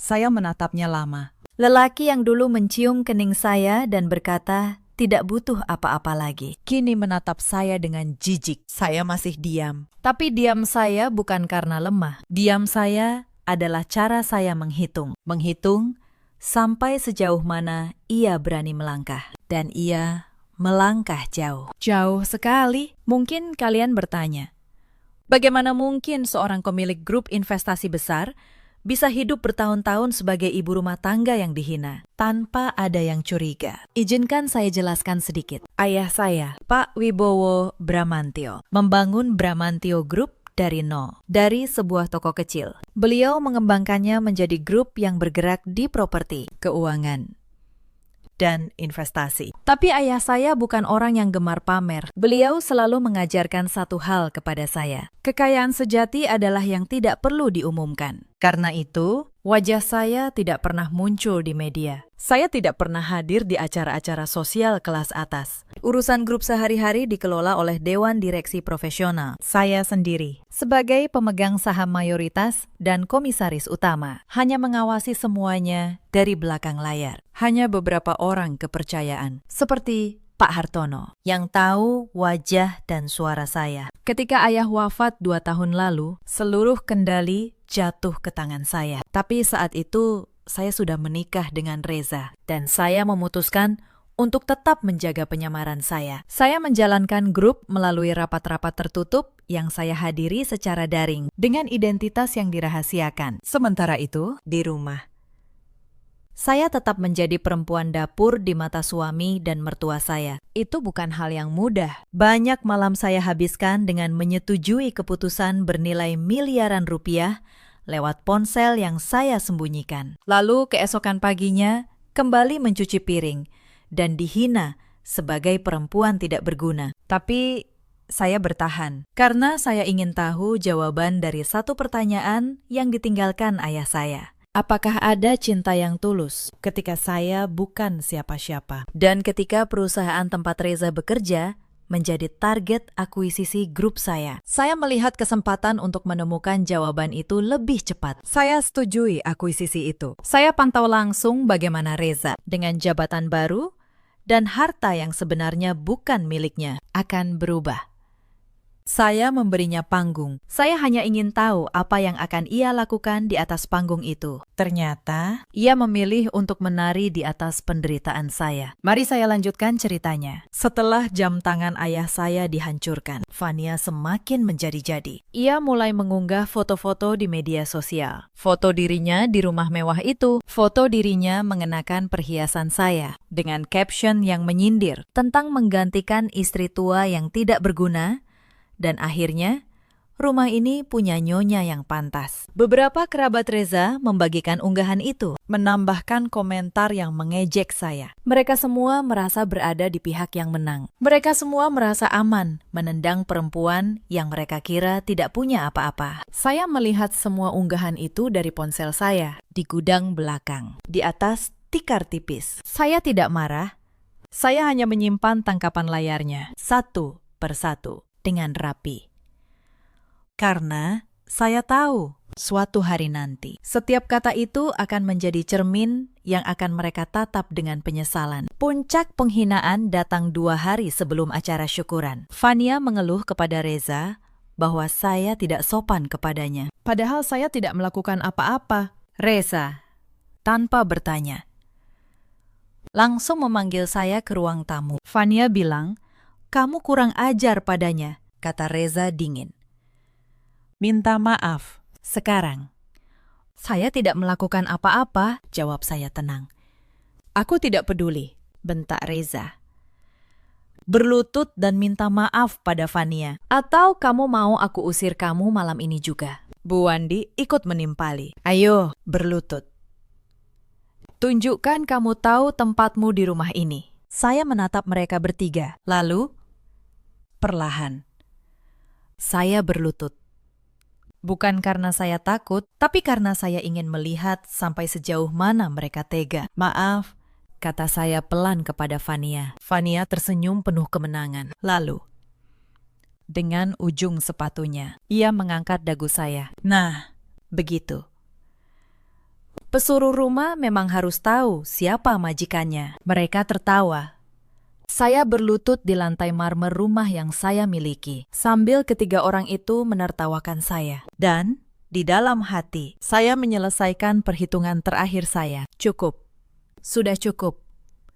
Penyamaran ini sudah memberi saya semua jawaban yang saya butuhkan. Mereka pikir mereka sedang menundukkan saya, padahal mereka sedang menandatangani akhir dari kehidupan nyaman mereka sendiri, dengan tangan mereka sendiri. Malam itu, di gudang yang dingin, saya membuka kembali ponsel lama saya. Saya menatap satu nomor yang belum pernah saya tekan selama 3 tahun. Jari saya melayang di atasnya. "Belum," bisik saya pada diri sendiri. "1 hari lagi." Saya ingin mereka menunjukkan wajah asli mereka di hadapan banyak orang, agar tidak ada satupun yang bisa berkata bahwa saya melebih-lebihkan. Saya menutup ponsel itu, lalu memejamkan mata, mendengarkan suara hujan menetes dari atap seng yang bocor. Sebelum saya lanjutkan, ada satu hal yang harus kalian tahu tentang masa-masa awal pernikahan kami, agar kalian paham betapa jauh perubahan yang terjadi. Di tahun pertama, ada seorang perempuan parubaya yang bekerja membantu di rumah kontrakan kami. Namanya Mbak Tutik. Beliau sudah seperti keluarga bagi saya. Beliaulah satu-satunya orang di rumah itu yang memperlakukan saya dengan tulus, bahkan setelah keadaan berubah. Mbak Tutik tidak pernah tahu siapa saya sebenarnya. Beliau hanya tahu saya perempuan yang baik kepadanya, dan itu sudah cukup. Ketika rumah kami pindah ke rumah mewah, saya memohon kepada Reza agar Mbak Tutik tetap dipekerjakan. Saat itu, Reza masih mengizinkan, tapi setelah Fania datang, semuanya berubah. Suatu hari, Fania menumpahkan kopi di gaunnya sendiri karena kecerobohannya. Tapi, ia menyalahkan Mbak Tutik. "Pembantu tua ini sengaja menyenggol aku," jeritnya. "Pecat dia." "Mas," Mbak Tutik mencoba menjelaskan, tapi tidak ada yang mendengarkan. Saya berdiri membela beliau. "Itu bukan salah Mbak Tutik. Saya melihatnya sendiri." Bu Wandi menampar meja. Kamu berani membela pembantu di depan calon menantuku? Sudah tahu diri sebagai siapa di rumah ini." Mbak Tutik akhirnya diberhentikan hari itu juga. Sebelum pergi, beliau menggenggam tangan saya dan berbisik, "Nak, sabar ya. Mbak yakin, orang sebaik kamu pasti dijaga oleh yang di atas." Saya hanya tersenyum. Saya tidak bisa mengatakan apa-apa, tapi di dalam hati, saya berjanji, suatu hari Mbak Tutik akan saya jemput kembali. Dan saya menepati janji itu. Di akhir cerita nih, setelah Mbak Tutik pergi, beban di pundak saya makin berat. Saya mengerjakan semua pekerjaan rumah seorang diri, untuk 4 orang. Di rumah sebesar itu. Suatu malam, saya kelelahan dan tertidur sebentar di sofa setelah membereskan dapur. Bu Wandi menemukan saya. Beliau menyiram saya dengan air dingin. "Bangun. Siapa yang mengizinkanmu tidur di sofa mahal ini? Kamu pikir kamu siapa?" bentak beliau. "Mulai malam ini, kamu tidur di gudang belakang. Sofa dan kamar di rumah ini bukan untuk perempuan rendahan. Maka malam itu, saya memindahkan barang-barang saya ke gudang kecil di belakang rumah. Ruangan sempit berisi tumpukan kardus dan perabot rusak. Saya menggelar tikar tipis di lantai dingin. Di atas saya, atap seng bocor meneteskan air hujan. Saya berbaring di sana. Di rumah yang dibeli dengan uang dari grup milik keluarga saya, di tanah yang sertifikatnya berada di brankas kantor saya. Saya tersenyum getir dalam gelap, ironi yang begitu pahit, tapi juga begitu jelas. Beberapa hari kemudian, datang sebuah acara keluarga besar. Kerabat Reza dari berbagai daerah berkumpul di rumah. Bu Wandi memamerkan Fania kepada semua orang sebagai calon istri baru Reza. Sementara saya disuruh melayani di dapur saat makan siang. Salah seorang bibi Reza bertanya, mana istrinya Reza yang dulu, yang katanya pendiam itu? Bu Wandi tertawa sambil menunjuk saya yang sedang membawa nampan. Itu yang di sana, sekarang sudah jadi pembantu. Memang dari sananya cuma pantas jadi babu. Seluruh ruangan tertawa. Saya berdiri di antara mereka, memegang nampan. Sementara puluhan pasang mata menatap saya dengan ejekan. Wajah saya panas, tapi saya tetap diam. Hanya satu orang yang tidak tertawa. Seorang anak kecil, keponakan Reza, yang menarik ujung daster saya dan berkata pelan, "Tante, kenapa mereka jahat sama Tante? Tante baik kok." Saya berlutut, mengusap kepala anak itu, dan tersenyum. Tidak apa-apa. Nak, orang yang jahat akan capek sendiri pada akhirnya. Anak itu mengangguk polos, dan untuk sesaat, di tengah lautan ejekan itu, hanya kalimat polos seorang anak yang membuat saya merasa masih manusia. Malam itu, di gudang, saya membuka sebuah kotak kecil yang selama ini saya sembunyikan di balik tumpukan kardus. Di dalamnya, ada satu-satunya benda berharga yang saya bawa dari rumah lama saya. Sebuah jam tangan tua milik ayah saya, dan secarik foto kami berdua. Saya menggenggam jam itu. "Ayah," bisik saya. 3 tahun sudah. Aku sudah melihat semuanya. Aku sudah cukup melihat siapa mereka sebenarnya. Sebentar lagi, Ayah, aku akan kembali ke tempat yang seharusnya. Tapi keesokan paginya, Fania menemukan kotak itu. "Apa ini? Barang rongsokan apa lagi yang kamu simpan?" Ia mengeluarkan jam tangan ayah saya, mengamatinya dengan jijik. "Jam butut, pasti murahan. Sok-sokan disimpan baik-baik." Saya bergerak cepat. "Tolong, jangan sentuh itu. Itu satu-satunya barang penting bagi saya." Fania tersenyum licik. Lalu, dengan sengaja, ia menjatuhkan jam itu ke lantai keramik dan menginjaknya dengan tumit sepatunya. Kaca jam pecah, mesinnya hancur. "Ups," katanya pura-pura menyesal. Lalu tertawa. "Tidak sengaja. Lagi pula cuma jam butut, kan?" Saya menatap pecahan jam ayah saya di lantai, dan di saat itulah sesuatu di dalam diri saya yang selama ini saya tahan akhirnya berhenti retak dan mulai membeku menjadi keputusan yang bulat. Mereka boleh menghina saya, mereka boleh mengusir saya, tapi menginjak kenangan ayah saya, itu adalah garis yang seharusnya tidak pernah mereka langgar. Malam itu, saya memungut pecahan jam itu, menyimpannya dengan hati-hati, dan menatap ponsel lama saya. Waktu penyamaran saya tahu.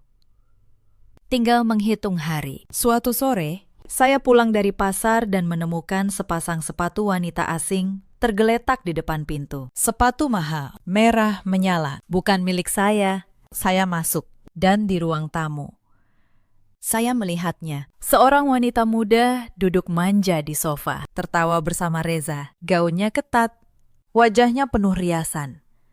Dan di lehernya tergantung kalung yang sangat saya kenal. Itu kalung saya, kalung yang tersimpan di laci kamar saya. "Oh, kamu sudah pulang," kata Reza datar, tanpa rasa bersalah sedikit pun. "Anindya, kenalkan. Ini Fania, teman dekatku." Fania menoleh, menatap saya dari ujung kaki sampai ujung kepala, lalu tersenyum sinis. "Jadi ini istrimu yang katanya cuma bisa di dapur itu? Pantas, Mas. Memang kelihatan tidak terurus." Saya menatap kalung di lehernya. "Itu kalung saya," kata saya pelan. Fania menyentuh kalung itu dengan jari, lalu tertawa kecil. Sekarang, sudah jadi punyaku. Reza yang memberikannya. Kamu keberatan? Saya menoleh ke arah Reza. Reza hanya mengangkat bahu. Kamu kan tidak pernah pakai. Lagi pula, Fania lebih pantas memakainya daripada kamu. Malam itu, saya tidur sendirian di kamar tamu. Saya tidak menangis. Saya hanya berbaring, menatap langit-langit. Dan untuk pertama kalinya, dalam 3 tahun, saya mengeluarkan ponsel lama yang selama ini saya sembunyikan. Ponsel yang hanya berisi 1 nomor. Tapi saya belum menekannya. Belum waktunya. Saya ingin melihat sampai di mana kesombongan mereka akan membawa diri mereka sendiri. Keesokan harinya, Fania tidak pulang. Ia tinggal. Bu Wandi menyambutnya dengan tangan terbuka, seolah menyambut menantu yang sebenarnya. Nah, begini baru calon istri yang pantas untuk anakku, kata Bu Wandi sambil mengelus rambut Fania. Cantik. Pintar bergaul. Bukan seperti yang itu. Yang itu, begitulah cara beliau memanggil saya sekarang. Bukan lagi nama, hanya yang itu. Hari-hari berikutnya menjadi neraka kecil yang dirancang dengan rapi. Setiap pagi, daftar pekerjaan saya bertambah. Sekarang saya juga harus melayani Fania, menyetrika gaunnya, menyiapkan sarapannya, membersihkan kamar yang dulunya kamar saya. Tempat kini Fania tidur. Suatu pagi, saat saya menyiapkan sarapan, Bu Wandi masuk ke dapur. Beliau melihat piring nasi yang sudah saya siapkan untuk diri saya sendiri. Untuk siapa nasi itu? Tanya beliau. Untuk saya, Bu, jawab saya. Beliau merebut piring itu dari tangan saya, lalu menumpahkan setengahnya ke tempat sampah. Perempuan menumpang sepertimu tidak usah makan banyak-banyak. Sisa kemarin saja masih ada di kulkas. Itu cukup untukmu. Saya menatap piring di tangan beliau. Lalu saya menarik napas pelan. Baik, Bu.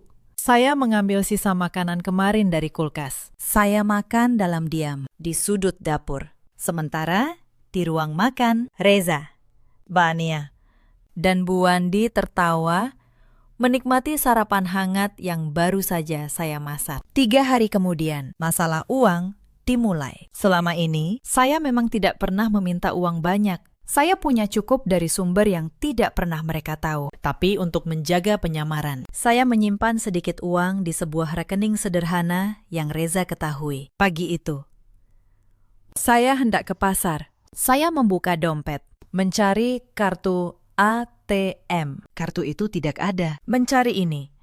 Suara Fania terdengar dari belakang. Ia memegang kartu ATM saya di antara 2 jarinya, lalu mengibaskannya seperti mengibaskan sampah. Reza sudah memblokirnya. Buat apa perempuan tidak berguna pegang uang? Nanti malah kabur. Saya menoleh ke arah Reza yang sedang menyeruput kopinya. Fania benar, katanya tanpa menoleh. Mulai sekarang, semua keuangan rumah ini lewat Fania. Kamu cukup kerjakan tugasmu. Saya berdiri diam di tengah ruangan. 3 pasang mata memandang saya dengan penuh kemenangan. Mereka pikir mereka baru saja memotong satu-satunya tali kehidupan saya. Mereka tidak tahu, tali kehidupan saya jauh lebih besar dari yang bisa mereka bayangkan. Malam itu, hujan turun deras. Saya sedang melipat cucian di kamar tamu ketika Bu Wandi masuk tanpa mengetuk. Di tangannya ada setumpuk pakaian saya, daster, baju tidur, beberapa kemeja sederhana. Apa ini semua? Tanya beliau. Melempar pakaian itu ke lantai. Kamar ini akan dipakai untuk gudang. Barang-barang murahanmu ini bikin sesak rumahku. Beliau membuka jendela, lalu satu persatu melempar pakaian saya keluar ke halaman, ke genangan air hujan. Saya berlari ke jendela. Bu, tolong jangan. Diameter, bentak beliau. Di rumah ini, kamu tidak punya hak apa-apa. Saya menatap pakaian saya yang basah kuyup di halaman, terinjak lumpur. Dan untuk sesaat, sesuatu di dalam diri saya yang selama ini saya tahan, mulai retak. Tapi belum, saya menarik napas. Belum waktunya. Puncak dari semuanya datang seminggu kemudian. Reza pulang lebih awal hari itu, membawa map coklat di tangannya. Wajahnya sumringah, tapi ada sesuatu yang licik di matanya. Bu Wandi dan Fania duduk di ruang tamu, seolah sudah menunggu momen ini. Anindya, duduk, kata Reza. Ada yang harus kamu tanda tangani. Saya duduk. Reza membuka map itu dan mendorong selembar kertas ke arah saya. Saya membacanya pelan. Itu adalah surat pernyataan. Isinya, saya menyatakan melepaskan seluruh hak atas harta bersama dalam pernikahan. Rumah, kendaraan, tabungan. Semuanya. Saya menyatakan tidak akan menuntut apapun jika terjadi perceraian. Tanda tangani, kata Reza. Aku akan menceraikanmu, tapi aku tidak mau repot. Tanda tangani ini, dan kamu boleh pergi dengan tenang. Fania tersenyum lebar. Atau kamu mau pergi dengan tidak tenang. Pilihanmu, sayang. Saya menatap kertas itu lama. Lalu, saya menatap Reza. Kamu yakin ini yang kamu mau? Tentu saja. Jawabnya tegas. Buat apa aku mempertahankan perempuan tidak punya apa-apa sepertimu? Saya tersenyum tipis. Sebuah senyum yang membuat Reza sejenak bingung, tapi ia terlalu sombong untuk memikirkannya. Saya mengambil pena, dan saya menandatanganinya. Karena bagi saya, surat itu tidak ada artinya. Harta yang mereka kira milik mereka, sejak awal bukan milik mereka. Reza menyambar kertas itu dengan puas. Bagus. Besok malam ada acara syukuran pengangkatanku jadi direktur. Setelah itu, kamu pergi dari rumah ini. Selamanya. Besok malam, acara syukuran. Saya mencatatnya baik-baik di dalam kepala. Malam berikutnya, rumah dipenuhi tamu. Reza mengundang kerabat, tetangga, dan beberapa rekan kerja. Lampu-lampu dinyalakan. Makanan mahal tersaji. Fania berdiri di samping Reza dengan gaun merah, berperan sebagai nyonya rumah, menyambut tamu seolah dialah istri yang sah. Dan saya disuruh melayani, membawa nampan, menuang minuman, membersihkan piring kotor. Di rumah yang dibeli dengan uang yang sebenarnya berasal dari grup milik keluarga saya diperlakukan seperti pembantu. Di tengah acara, Reza mengetuk gelasnya, meminta perhatian semua tamu. Terima kasih semua sudah datang, katanya lantang.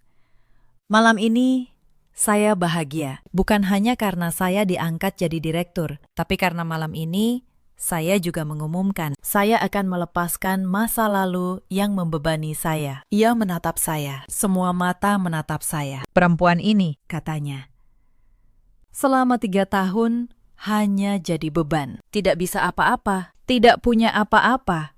Mulai malam ini, ia bukan lagi bagian dari hidup saya. Beberapa tamu tertawa kecil. Bu Wandi bertepuk tangan paling keras. Fania menatap saya dengan kemenangan di matanya. Saya berdiri di tengah ruangan, masih memegang nampan. Wajah saya tenang. Tidak ada air mata. Tidak ada amarah yang terlihat. Hanya ketenangan yang justru membuat beberapa tamu merasa aneh. Kenapa kamu masih di sini? Bu Wandi bangkit, menghampiri saya. Acara sudah selesai untukmu. Pergi sekarang. Beliau merebut nampan dari tangan saya dan melemparkan piring-piring kotor ke lantai. Pecahan berserakan. Pergi sebelum aku usir kamu seperti pengemis. Lalu, sambil disaksikan seluruh tamu, Bu Wandi mengambil tas kecil berisi pakaian saya yang sudah ia siapkan dan melemparnya ke teras. Keluar, ke tengah hujan yang turun deras. Itu barangmu, bawa, lalu pergi.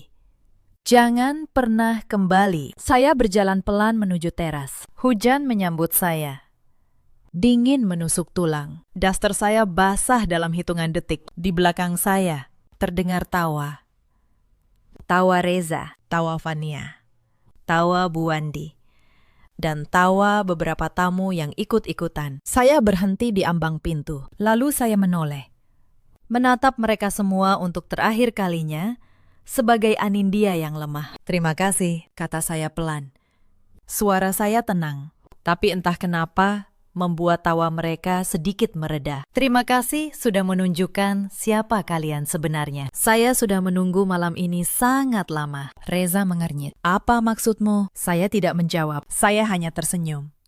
Lalu melangkah keluar ke dalam hujan.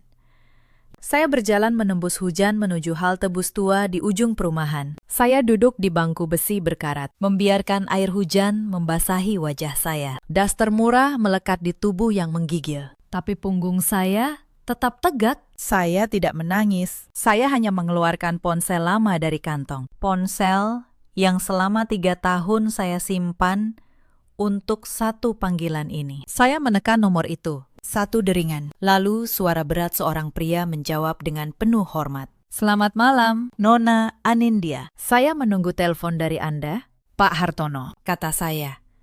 Dan untuk pertama kalinya dalam 3 tahun, suara saya berubah. Bukan lagi suara perempuan dapur yang lemah. Suara saya tegas, dingin, penuh wibawa. Penyamaran saya berakhir malam ini. Siapkan semuanya. Besok pagi saya kembali. Baik, Nona.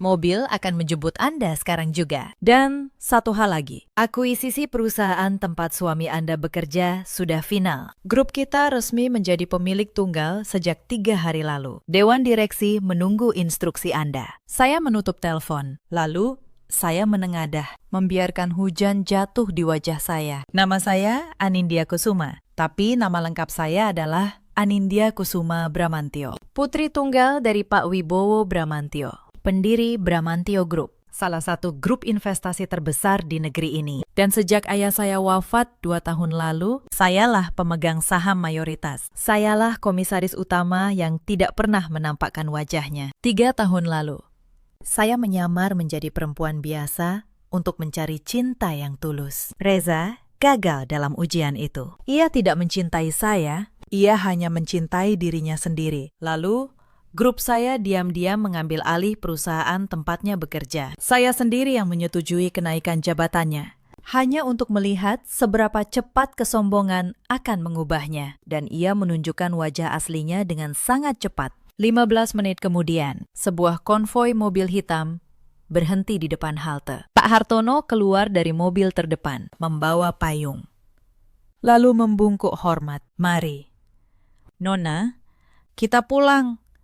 Esok paginya, kabar mengejutkan menyebar di perusahaan Reza. Komisaris utama Bramantyo Group, pemilik sebenarnya dari perusahaan, akan datang langsung untuk pertama kalinya. Reza panik, bercampur bangga. Ia memakai setelan terbaiknya. Ini kesempatannya menunjukkan diri di hadapan pemilik tertinggi. Di ruang rapat lantai tertinggi, seluruh dewan direksi berkumpul. Reza duduk di barisan depan, gugup tapi penuh harap. Pintu terbuka. Pak Hartono masuk lebih dulu. Hadirin sekalian, katanya, izinkan saya memperkenalkan pemilik mayoritas dan komisaris utama Bramantyo Group, Ibu Anindya Kusuma Bramantyo. Saya melangkah masuk.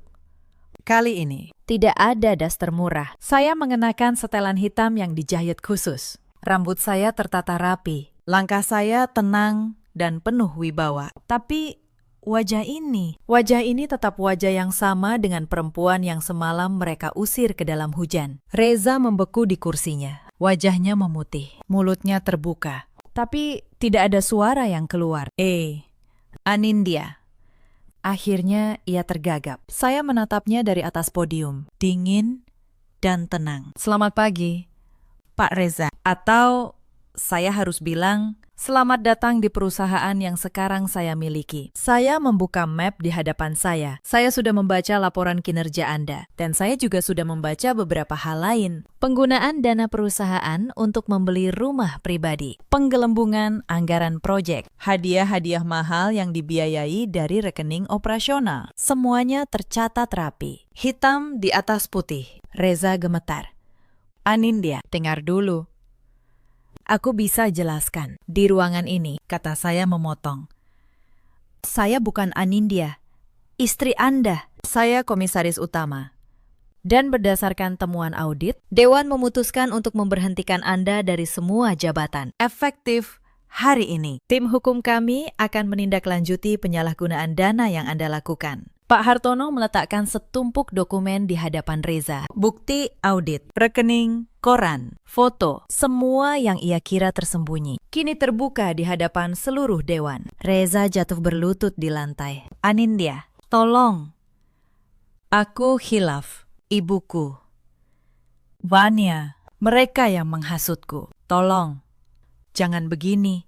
Saya menatapnya tanpa belas kasih. 3 tahun. Reza, 3 tahun saya beri kamu kesempatan untuk mencintai saya sebagai manusia, bukan sebagai harta. Kamu memilih sendiri jalan ini. Malam itu, saat kamu membiarkan ibumu melempar pakaianku ke hujan. Kamu sedang menendang satu-satunya tangan yang menopang seluruh hidupmu. Izinkan saya kembali ke ruang rapat itu. Ke pagi ketika semuanya terbongkar. Karena ada bagian yang belum saya ceritakan dengan utuh. Ketika saya melangkah masuk ke ruang rapat lantai tertinggi itu, suasana langsung berubah. Para anggota Dewan Direksi yang lebih senior, yang sudah lama mengenal nama Bramantio, langsung berdiri memberi hormat. Hanya Reza yang masih terpaku di kursinya. Otaknya berusaha mencerna apa yang dilihat matanya. Wajah perempuan yang berdiri di podium itu sama persis dengan wajah perempuan yang semalam ia biarkan diusir ke dalam hujan. Tapi segalanya yang lain berbeda. Wibawa itu. Cara semua orang di ruangan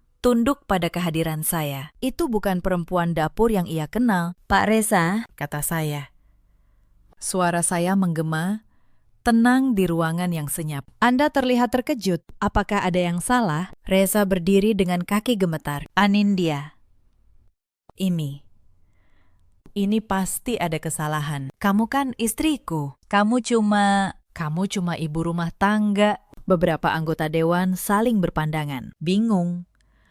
Pak Hartono melangkah maju. "Saudara Reza, Anda berbicara kepada Ibu Anindya Kusuma Bramantio, pemegang saham mayoritas grup ini, dan komisaris utama kami. Saya sarankan Anda menjaga sikap." Wajah Reza memucat seketika. Realitas akhirnya menampar kesadarannya. Perempuan yang ia hina selama 3 tahun. Perempuan yang ia suruh makan dari lantai, lalu ia usir ke dalam hujan. Perempuan itu adalah pemilik dari kursi yang baru saja ia banggakan. "Mari kita masuk ke urusan bisnis," kata saya. Membuka map di hadapan saya. Sebagai pemilik baru perusahaan ini, tugas pertama saya adalah melakukan audit menyeluruh. Dan hasilnya sungguh menarik. Saya membacakan satu persatu. Pembelian mobil mewah dengan dana operasional dicatat sebagai biaya proyek. Renovasi rumah pribadi dibayar dari kas perusahaan. Pembelian perhiasan dan tas bermerek ditagihkan sebagai pengeluaran entertainment. Setiap angka, setiap tanggal, setiap bukti transfer terbaca jelas di hadapan seluruh dewan. Setiap kalimat yang saya bacakan membuat wajah Reza semakin pucat. Para anggota dewan menggeleng-geleng. Beberapa mencatat, tidak ada lagi yang memandang Reza sebagai direktur. Mereka memandangnya sebagai seorang pencuri yang baru saja tertangkap. "Pak Reza," kata saya menutup map itu. "Berdasarkan temuan ini dan atas persetujuan dewan, Anda diberhentikan dari seluruh jabatan. Efektif saat ini juga. Seluruh fasilitas perusahaan ditarik. Dan tim hukum kami akan menempuh jalur hukum atas kerugian yang Anda timbulkan." Reza terhuyung. Ia memegang tepi meja agar tidak jatuh. "Anindya, tolong. Aku suamimu." "Tidak," potong saya tegas. "Di luar ruangan ini.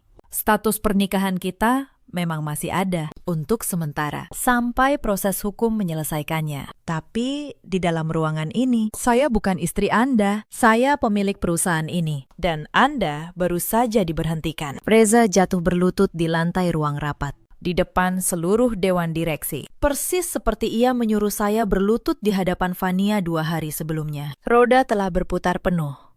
Bawa berkasnya ke tim hukum," kata saya kepada Pak Hartono. Lalu saya berbalik, meninggalkan ruangan, tanpa menoleh lagi ke arah lelaki yang dulu berjanji tidak butuh apa-apa lagi selain saya. Hari berikutnya, setelah pemecatan Reza dan pengusiran Bu Wandi serta Fania dari rumah, kabar tentang siapa saya sebenarnya menyebar ke seluruh kerabat yang dulu menertawakan saya. Bibi-bibi yang dulu ikut mengejek saya di acara keluarga, kini berebut mengirim pesan permintaan maaf. Beberapa bahkan datang ke kantor saya membawa oleh-oleh, berharap bisa kembali dekat dengan keluarga Bramantio. Saya menerima mereka dengan sopan, tapi dingin. Saya tidak punya dendam kepada mereka, tapi saya juga tidak lagi punya tempat untuk mereka. Hal pertama yang saya lakukan setelah semuanya selesai adalah mencari Mbak Tutik. Saya menemukan beliau tinggal di rumah petak kecil di pinggiran kota. Beliau masih bekerja serabutan untuk bertahan hidup. Ketika mobil saya berhenti di depan rumahnya dan saya keluar dengan setelan rapi, Mbak Tutik tidak mengenali saya pada awalnya. "Mbak Tutik," kata saya sambil tersenyum. "Ini saya, Anindya. Mata beliau membelalak. Nak Anindya. Astagfirullah, ini benar kamu. Kenapa kamu? Kamu kelihatan begitu. Saya memeluk beliau. Cerita panjang. Mbak, tapi yang penting, saya datang untuk menepati janji saya. Maukah Mbak ikut dengan saya? Bukan untuk bekerja sebagai pembantu, tapi untuk membantu saya mengurus sebuah tempat yang sedang saya bangun. Tempat untuk perempuan-perempuan yang pernah disakiti. Mbak Tutik menangis. Beliau menggenggam tangan saya. Persis seperti hari ketika beliau berpamitan dulu. Mbak sudah bilang kan? Nah, orang sebaik kamu pasti dijaga. Sementara itu, proses hukum terhadap Reza terus berjalan. Audit menemukan bahwa selama menjabat, ia telah menyalahgunakan dana perusahaan dalam jumlah yang tidak sedikit. Membeli mobil atas nama pribadi, membiayai gaya hidup mewah Fania, menggelembungkan anggaran proyek, dan mengantongi selisihnya. Semua itu kini menjadi bukti yang memberatkannya. Tim hukum Bramantio Group tidak main-main. Reza harus mengembalikan seluruh kerugian dan menghadapi proses pidana atas penyalahgunaan jabatan. Suatu sore, Reza datang ke kantor saya. Penampilannya berantakan. Setelan mahalnya sudah hilang, berganti pakaian biasa yang kusut. Wajahnya yang dulu penuh kesombongan, kini tirus dan pucat. Anindya, katanya. Suaranya bergetar. Aku mohon, cabut semua tuntutan itu. Aku tidak akan sanggup. Aku khilaf. Anindya, tolong. Demi 3 tahun kita bersama. Saya menatapnya dari balik meja kerja saya. Lelaki yang dulu mencium kening saya, lalu menatap saya dengan jijik, lalu membiarkan saya diusir ke dalam hujan. Kini, ia memohon di hadapan saya. Reza, kata saya, tenang. Kamu tahu apa yang paling menyakitkan? Bukan ketika ibumu melempar piring ke kakiku. Bukan ketika Fania menginjak jam ayahku. Tapi ketika kamu, suamiku sendiri, berdiri diam dan tertawa. Saat itu, kamu bukan kehilangan kekayaan. Kamu kehilangan dirimu sebagai manusia. Reza menunduk. Air matanya jatuh. Tuntutan ini bukan dendam pribadi, lanjut saya. Ini konsekuensi dari apa yang kamu lakukan terhadap perusahaan. Sebagai komisaris utama, saya tidak punya hak mengabaikannya. Kamu mencuri, Reza. Dan setiap orang harus bertanggung jawab atas pilihannya sendiri. Saya berdiri dan berjalan ke jendela. Pulanglah. Jalani prosesnya. Mungkin di ujung sana, kamu akan belajar sesuatu yang tidak pernah kamu pelajari ketika kamu kaya. Bahwa nilai seseorang tidak pernah terletak pada jabatannya. Reza pergi tanpa sepatah kata pun. Itu terakhir kalinya saya melihatnya. Kabar pemecatan Reza menyebar secepat angin. Dalam 1 hari, lelaki yang kemarin berdiri sombong sebagai direktur, kini menjadi mantan pegawai yang sedang menghadapi proses hukum. Tapi urusan saya belum selesai. Sore itu, saya kembali ke rumah mewah itu, bukan sebagai istri yang diusir, tapi sebagai pemilik. Karena ternyata rumah itu dibeli melalui skema pembiayaan dari anak perusahaan grup saya, dengan dokumen yang sejak awal atas nama perusahaan, bukan atas nama Reza. Saat saya tiba, Bu Wandi dan Fania sedang bersantai di ruang tamu. Begitu melihat saya masuk dengan setelan rapi dan dikawal Pak Hartono, wajah mereka berubah. Kamu, beraninya kamu masuk lagi ke rumah ini. Bu Wandi bangkit dengan marah. Pak Hartono melangkah maju dan meletakkan dokumen di meja. Bu, perkenalkan. Ini adalah Ibu Anindya Kusuma Bramantio, pemilik sah rumah ini. Rumah ini tercatat sebagai aset perusahaan milik beliau. Anda dan keluarga diberi waktu 2 kali 24 jam untuk mengosongkan rumah. Bu Wandi membaca dokumen itu dan tangannya mulai gemetar. Ini tidak mungkin. Fania menyambar dokumen itu, membacanya. Lalu wajahnya pucat pasi, kalung yang masih ia pakai. Kalung saya. Tiba-tiba terasa seperti rantai di lehernya. Anindya, dengar. Aku tidak tahu apa-apa, aku cuma korban. Reza yang. Lepaskan kalung itu, kata saya, dingin. Itu milik saya. Dan letakkan di meja bersama semua perhiasan lain yang dibelikan dengan uang yang dicuri dari perusahaan saya. Tim hukum saya juga punya catatan tentang Anda. Fania melepas kalung itu dengan tangan gemetar dan meletakkannya di meja. Bu Wandi jatuh terduduk di sofa. Perempuan yang kemarin menyuruh saya makan dari lantai kini menatap saya dengan mata kosong. Anindya. Nak, maafkan ibu. Ibu tidak tahu. Kalau ibu tahu kamu orang kaya, ibu tidak akan. Itulah masalahnya, Bu. Potong saya pelan. Ibu baik hanya kepada orang yang ibu kira kaya. Saya yang sama, perempuan yang sama. Ibu hina habis-habisan ketika ibu pikir saya miskin. Bukan kekayaan saya yang berubah malam ini, Bu. Hanya pengetahuan ibu tentang siapa saya. Dan itu sudah cukup menjelaskan segalanya. Saya berbalik. Di ambang pintu, saya berhenti sejenak. 2 hari. Setelah itu, rumah ini akan saya gunakan untuk hal yang lebih berguna. 3 bulan berlalu, dan saya ingin menceritakan apa yang terjadi pada masing-masing dari mereka, agar kalian tahu bagaimana roda kehidupan benar-benar berputar. Vania. Perempuan yang dulu mengangkat dagu saya dengan ujung sepatunya, kehilangan segalanya dalam semalam. Begitu Reza tidak lagi punya uang dan jabatan.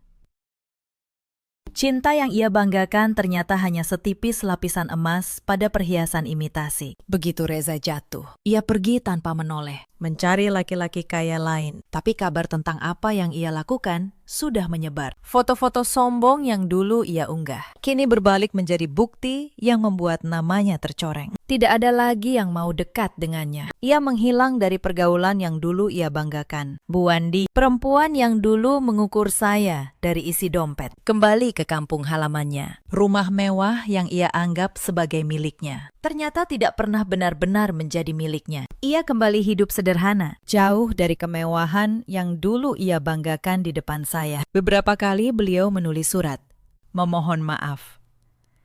Saya membaca semuanya, tapi saya memilih untuk tidak membalas. Bukan karena saya membenci beliau, tapi karena ada luka yang tidak bisa disembuhkan hanya dengan kata maaf yang datang setelah kebenaran terungkap. Dan Reza menjalani proses hukum atas penyalahgunaan dana perusahaan. Ia kehilangan jabatan, kehilangan harta, kehilangan nama baiknya. Lelaki yang dulu berdiri sombong di hadapan para tamu sambil mengumumkan akan membuang saya, kini hidup dalam bayang-bayang penyesalan. Saya dengar ia sempat mencoba memulai dari awal di kota lain, jauh dari semua orang yang mengenalnya. Saya tidak tahu apakah ia berhasil. Saya juga tidak lagi ingin tahu. Lalu ada saya. Saya kembali ke tempat yang sejak awal memang milik saya. Tapi 3 tahun penyamaran itu mengubah saya. Saya tidak lagi melihat dunia hanya dari kursi tertinggi sebuah grup besar. Saya pernah merasakan dihina, diusir,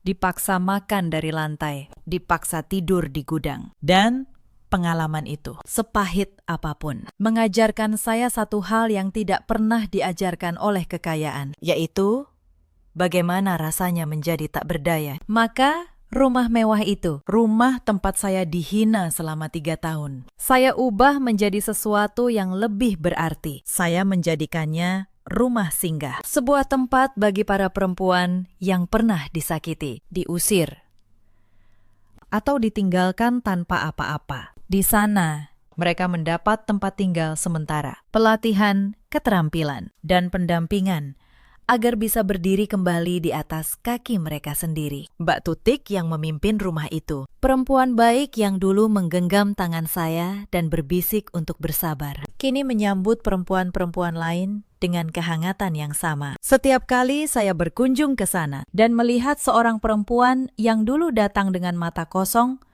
perlahan tersenyum kembali. Saya merasa ayah saya tersenyum dari atas sana. Saya juga memperbaiki jam tangan ayah saya. Pecahan yang diinjak Fania itu, saya bawa ke seorang ahli jam terbaik. Mesinnya memang tidak bisa kembali seperti semula, tapi saya menyimpannya di meja kerja saya sebagai pengingat. Pengingat bahwa hal yang paling berharga dalam hidup bukanlah yang paling mahal, melainkan yang paling tulus. Kadang, di malam hari, saya duduk di kantor saya, menatap kota dari jendela kaca lantai tertinggi. Saya teringat malam itu, malam ketika saya duduk sendirian di halte bus tua, basah kuyup oleh hujan, ditinggalkan oleh orang yang berjanji mencintai saya. Saat itu, saya tidak menangis, karena saya tahu hujan itu bukan akhir dari cerita saya. Itu hanya akhir dari penyamaran saya, dan saya tidak menyesal pernah menyamar, karena